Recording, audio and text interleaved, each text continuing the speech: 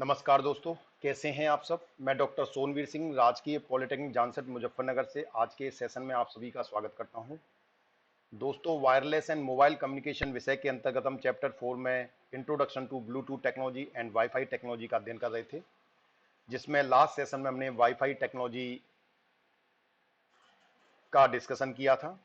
आज के सेशन में हम वाईफाई ग्लोबल स्टैंडर्ड्स, वाईफाई को यूज करने के लिए वैश्विक स्तर पर कौन से मानक होते हैं, क्या इसकी सिक्योरिटी होती है, इसकी एडवांटेजेस डिसएडवांटेजेस, इसके लाभ और हानि क्या है, और एप्लीकेशंस कहाँ कहाँ पर इसको प्रयोग किया जाता है।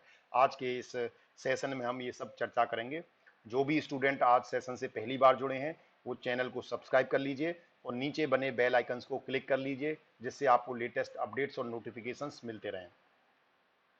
So, when we talk about the standards of the Bluetooth technology, तो इसमें जो स्टैंडर्ड हैं that is institute of electrical and electronics engineers जो जो मानक हैं, जिसमें IEEE 802 फैमिली जो है वो वाईफाई टेक्नोलॉजी और के लिए है। जैसे IEEE 802 फैमिली की अगर हम बात करें तो इसको हम तीन पार्ट से जानते हैं, जिसमें पहला 802.3, दूसरा 802.15 और तीसरा 802.11। ठीक है, जिसमें 802.3 जो है वो इथरनेट के लिए है, जिसमें कि आप अपने कंप्यूटर, डिफरेंट कंप्यूटर्स को कैट 5 केबल और वायर के माध्यम से एक दूसरे से इंटरकनेक्ट करते हैं। ठीक है, तो 802.3 जो स्टैंडर्ड है वो आपका इथरनेट के लिए होता है, या लेन कार्ड जिसे कहते हैं, लोकल एरिया नेटवर्क कार्ड, जो आपके सिस्टम में लगा होता है, जिसमें कैट 5 केबल के माध्यम से आप कई सारे सिस्टम को एक दूसरे से इंटरकनेक्टेड कर देते हैं।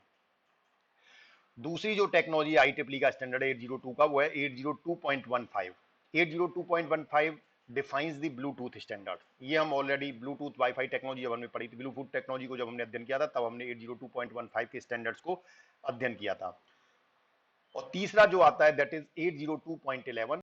दिस डिफाइंस वाईफाई टेक्नोलॉजी, यानी वाईफाई टेक्नोलॉजी के स्टैंडर्ड को डिफाइन करने के लिए 802.11 IEEE 802.11 स्टैंडर्ड है। ब्लूटूथ को डिफाइन करने के लिए IEEE 802.15 है, और इथरनेट को डिफाइन करने के लिए 802.3 है। ठीक है, तो let's start with the WiFi global standards, यानी वाईफाई के पूरे वैश्विक स्तर पर स्टैंडर्ड्स क्या हैं। तो WiFi networks use radio technology to transmit and receive data at high speed, यानी वाईफाई नेटवर्क को जो हम यूज करते हैं उसमें हम रेडियो वेव्स को, रेडियो टेक्नोलॉजी को या इलेक्ट्रोमैग्नेटिक वेव्स का यूज करते हैं to transmit and receive the data at higher speed, यानी वाईफाई टेक्नोलॉजी में जो स्पीड होती है वो आपकी हाई स्पीड होती है। टाइप्स ऑफ वाईफाई टेक्नोलॉजी की हम बात करें तो currently they are the 5 major types of WiFi technology. इस समय अगर हम बात करें तो हमारे पास 5 तरह की वाईफाई टेक्नोलॉजी का हम प्रयोग करते हैं। जैसे IEEE 802.11 हमने स्टैंडर्ड आपको वाईफाई के लिए बताया है। अब इसको अलग अलग टेक्नोलॉजी 802.11 भी कई पार्ट्स में डिवाइडेड है। जैसे IEEE 802.11b, fine, IEEE 802.11a, यानी 11a, 11b, 11G, then 11N और 11AC। ये हमारे पास 5 स्टैंडर्ड हैं, 5 मानक हैं, जिनके द्वारा हम वाईफाई टेक्नोलॉजी का प्रयोग कर सकते हैं। तो हम एक एक करके सभी मानकों पर अध्ययन करेंगे। जैसे वाईफाई IEEE 802.11b, तो इंट्रोड्यूस्ड इन द ईयर 1999। ये वाईफाई टेक्नोलॉजी के जो स्टैंडर्ड मानक हैं 802.11b, ये 1999 में इनको लॉन्च किया गया या इंट्रोड्यूस किए गए। Operate at 2.4 gigahertz radio spectrum, इनकी जो ऑपरेटिंग फ्रीक्वेंसी है 802.11b की, वो 2.4 गीगाहर्ट्ज रेडियो फ्रीक्वेंसी पर ये ऑपरेट करती है। थियोरेटिकल डाउनलोड स्पीड की बात करें तो हमें इसमें 11 Mbps तक की स्पीड मिलती है, और इसकी जो रेंज है वो 30 मीटर तक की रेंज होती है। Actual speed is 4 to 6 Mbps। इसकी जो एक्चुअल स्पीड है वो हमें, थियोरेटिकल स्पीड तो जो सैद्धांतिक रूप से हम स्पीड मानते हैं वो 11 Mbps है, लेकिन एक्चुअल जो वास्तविक हमें स्पीड मिलती है वो 4 से 6 Mbps तक की स्पीड हमें इसमें मिलती है।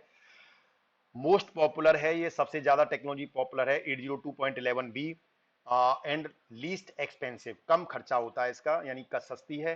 Has 11 channels with 3 non overlapping, इसमें 11 चैनल होते हैं जिसमें से 3 नॉन ओवरलैपिंग हैं।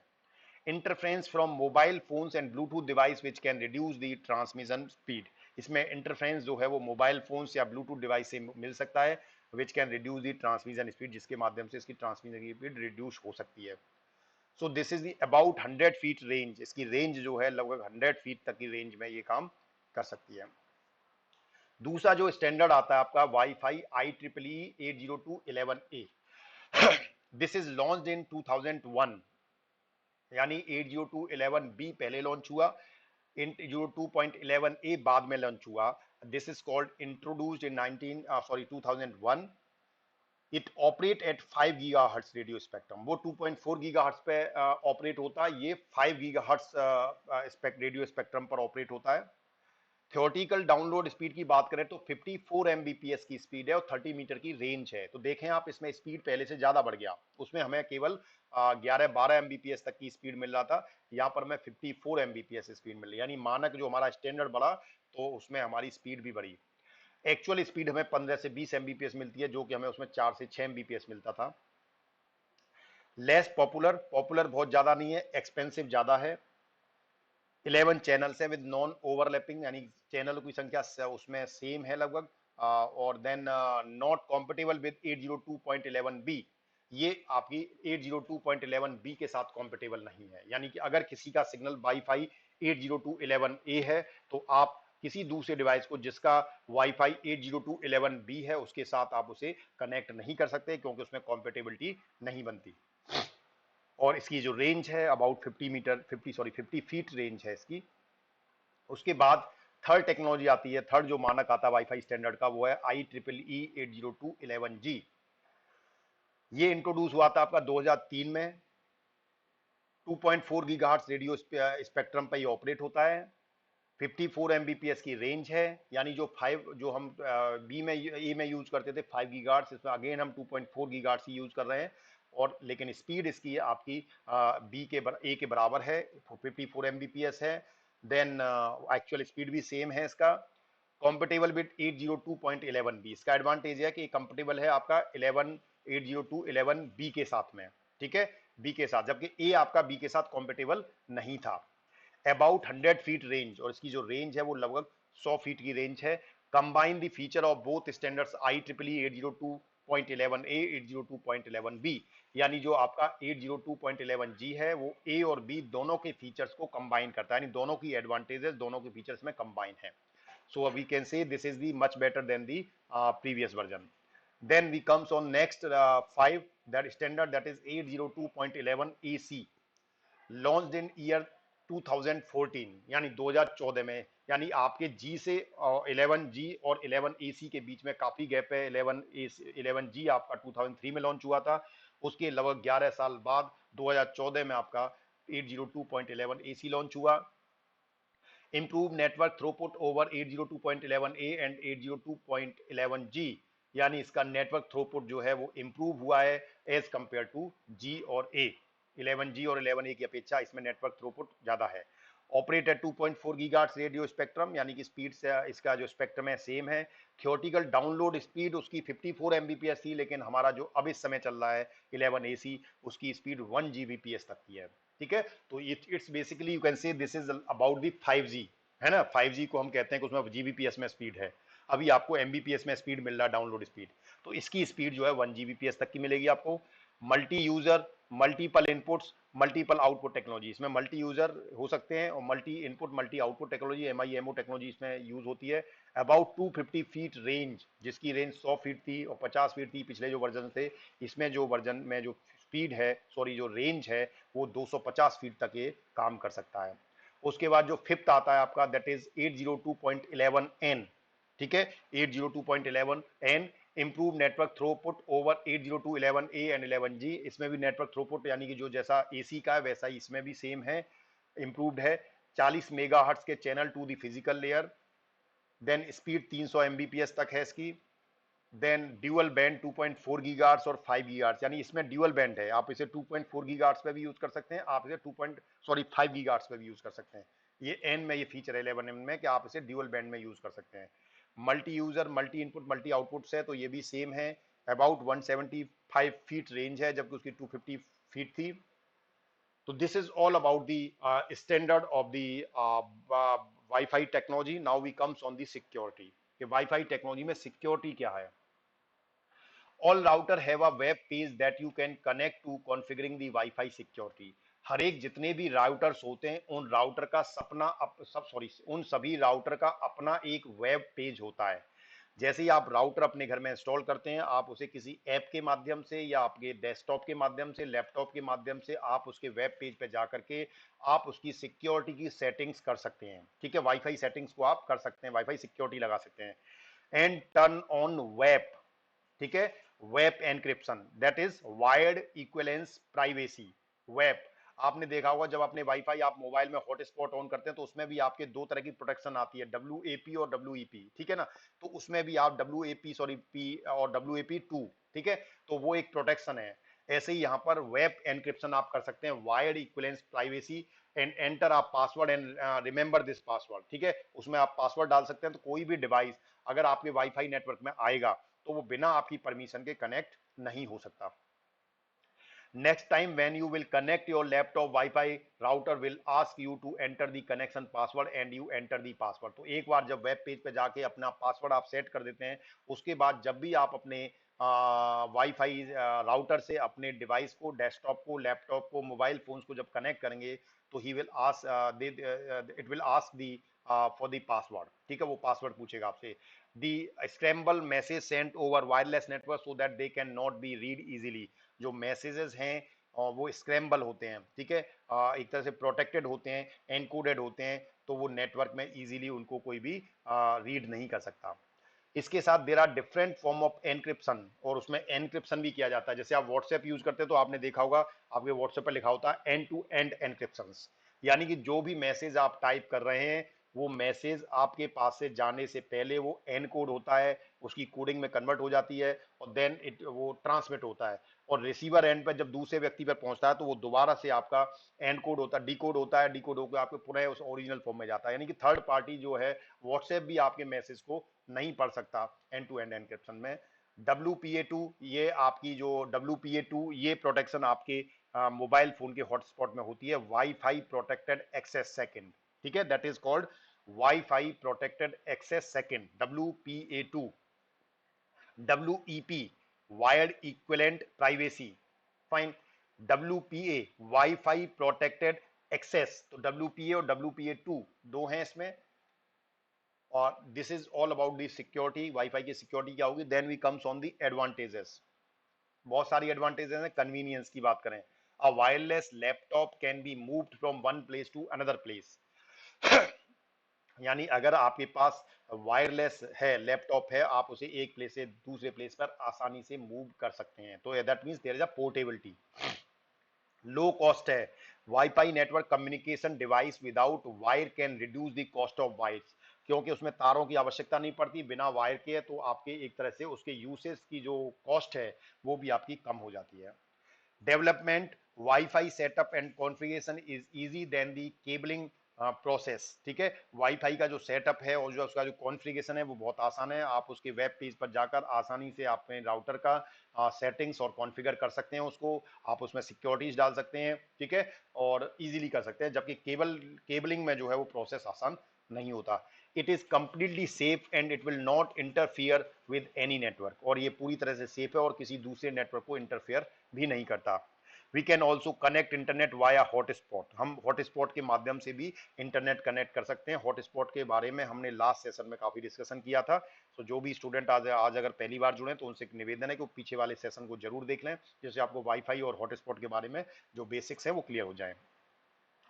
We can connect internet wirelessly, ठीक है, हम इंटरनेट को वायरलेसली कनेक्ट कर सकते हैं, बिना तार के कनेक्ट कर सकते हैं। These are the some advantages of the WiFi technology. Now we comes on the disadvantages, के नुकसान क्या है। WiFi generate radiations which can harm the human health, यानी जो रेडिएशंस हैं, जो वाईफाई जो आपके पास जो इलेक्ट्रोमैग्नेटिक रेडिएशन करता है 2.4 गीगाहर्ट्ज या 5 गीगाहर्ट्ज के, वो आपके बॉडी के लिए हार्मफुल हो सकते हैं। We must disconnect the WiFi connection whenever we are not using the server, जब हम सर्वर को यूज नहीं करें तो हमें उस समय पर वाईफाई कनेक्शन को बंद कर देना चाहिए, ठीक है। then there are some limits to transfer the data. We cannot able to transfer the data for long distance. ठीक है, इसमें हमें डेटा को ट्रांसफर करने के लिए एक लिमिट है, हम बहुत लॉन्ग डिस्टेंस पर डेटा को ट्रांसफर नहीं कर सकते, यानी वाईफाई की रेंज में आप इनेबल हैं तभी आप कर सकते हैं। WiFi implementation is very expensive when compare to the wired connection. WiFi का जो इंप्लीमेंटेशन है, यानी जो इनिशियल कॉस्ट है, वो बहुत ज्यादा होती है as compare to wired system. Range is limited, range भी लिमिटेड है। ठीक है, अब हम एप्लीकेशंस की बात करते हैं। दी applications of wifi, mobile applications में यूज होता है, बिजनेस एप्लीकेशंस में, अपने प्रतिष्ठानों में, व्यापारों में आप एप्लीकेशंस में आप यूज कर सकते हैं, होम एप्लीकेशंस में आप यूज करते हैं वाईफाई का, कंप्यूटराइज्ड एप्लीकेशंस में आप यूज करते हैं, ऑटोमोटिव सेगमेंट में भी आप यूज करते हैं, ब्राउजिंग इंटरनेट, इंटरनेट को ब्राउज करने के लिए आप वाईफाई का यूज करते हैं, वीडियो कॉन्फ्रेंसिंग भी आप वाईफाई के माध्यम से कर सकते हैं। Now we comes on the element of WiFi. किसी वाईफाई सिस्टम में क्या क्या एलिमेंट होते हैं, जैसे हमने इसका जो ब्लॉक डायग्राम देखा था, आर्किटेक्चरल डायग्राम, तो हमने उसमें सारे एलिमेंट दिखे थे, एक बार हम दोबारा से डिस्कस कर लेते हैं। वायरलेस एक्सेस पॉइंट, सबसे पहले WAP, a wireless access point is used to allow wireless devices for connecting to the wireless network. यानी जो आपका एक्सेस पॉइंट है, वो एक तरह से एक वाईफाई एनवायरनमेंट क्रिएट कर देता है, एक हॉटस्पॉट क्रिएट कर देता है, जिसमें wifi signal, electromagnetic radiation available होता है, जो दूसरे डिवाइस उसमें आसानी से कनेक्ट हो जाते हैं। An access point uses the bandwidth to stress the so that several devices can travel on the network from a far distance। ठीक है, यानी एक्सेस पॉइंट जो है वो आपकी जो बैंडविड्थ यूज करता है to stress so that several devices can travel on the network from a for distance. तो this is the your access point. जो नेट गियर का है कंपनी का, इस तरह के आपके राउटर्स और एक्सेस पॉइंट होते हैं जिनके माध्यम से वाईफाई सिग्नल को स्प्रेड किया जाता है। However, a wireless access point gives very useful data regarding the device over the network to provide security as well as used for practical purposes। ठीक है, जो वायरलेस एक्सेस पॉइंट है ये काफी यूजफुल होता है डेटा के पॉइंट ऑफ व्यू से, और ये काफी सारे आपके जो भी और अदर वाईफाई डिवाइसेस होते हैं उनको इजीली इंटरनेट से कनेक्ट कराता है। Wi-Fi cards or adapter, these cards allow the wireless signal as well as the information of the relay that can be internal or external। जो वायरलेस वाईफाई कार्ड होता है, WiFi card are also known as adapter. तो आप जैसे laptop है, तो laptop में आपके वाईफाई सिग्नल को लैपटॉप आपका डिटेक्ट करता है, क्योंकि उसके अंदर वाईफाई एडेप्टर होता है। वाईफाई कार्ड होता है जो वाईफाई सिग्नल को एडॉप्ट करता है, रिसीव करता है।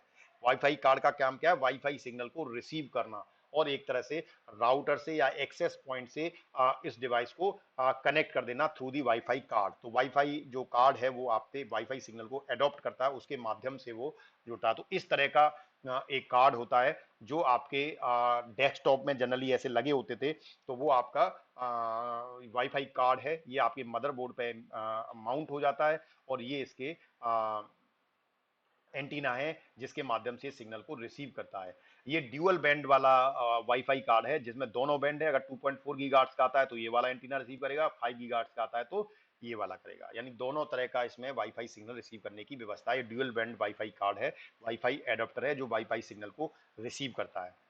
तीसरा होता है इसमें सिक्योरिटी। तो firewall as well as protect network like antivirus software from uninvented users and keep the information secure. तो सिक्योरिटी भी आप इसमें प्रोवाइड कर सकते हैं। तो आपके जो वाईफाई नेटवर्क है आप उसमें सिक्योरिटी प्रोवाइड कर देंगे, उसे पासवर्ड प्रोटेक्टेड बना देंगे और इसके साथ साथ आप उसमें एंटीवायरस सॉफ्टवेयर भी इंस्टॉल कर देंगे जिससे इंटरनेट के माध्यम से कोई भी जो वायरस है वो आपके सिस्टम को इफेक्ट ना कर पाए। So this is all about the Wi-Fi technology. So thank you very much. Thanks for your patience. हमने आज आपका ये चैप्टर 4 फिनिश कर दिया है। इससे आने वाले नेक्स्ट सेशन में हम आपके नेक्स्ट चैप्टर जो चैप्टर 5 है वो डिस्कस करेंगे। That is chapter 5 is a mobile communication system. ठीक है, अगले सेशन में हम मोबाइल कम्युनिकेशन सिस्टम का अध्ययन करेंगे। बेसिक हमने मोबाइल कम्युनिकेशन सिस्टम के लिए एक लेक्चर बहुत शुरू में लिया था जिसमें हमने मोबाइल कम्युनिकेशन के बारे में आपको बेसिक नॉलेज दिया था। ठीक है, तो अगला सेशन जो होगा आपका चैप्टर 5 स्टार्ट होगा। Thank you very much. बहुत जल्दी आपको नेक्स्ट सेशन में आपके चैप्टर 3 और 4 से इसकी MCQ बेस्ड एग्जाम प्रिपरेशन की क्लास होगी लाइव। सो आप सभी अपनी 3rd और 4th चैप्टर को तैयार कर लें, ये आज आपका कंप्लीट हो गया है और आने वाले कुछ दिनों में इस वीक के लास्ट में हम आपका एक एग्जाम कंडक्ट करेंगे जिसमें आपका चैप्टर 3rd और 4th रहेगा। So you all should be prepared for that. So thank you very much. Thanks a lot. Have a nice day.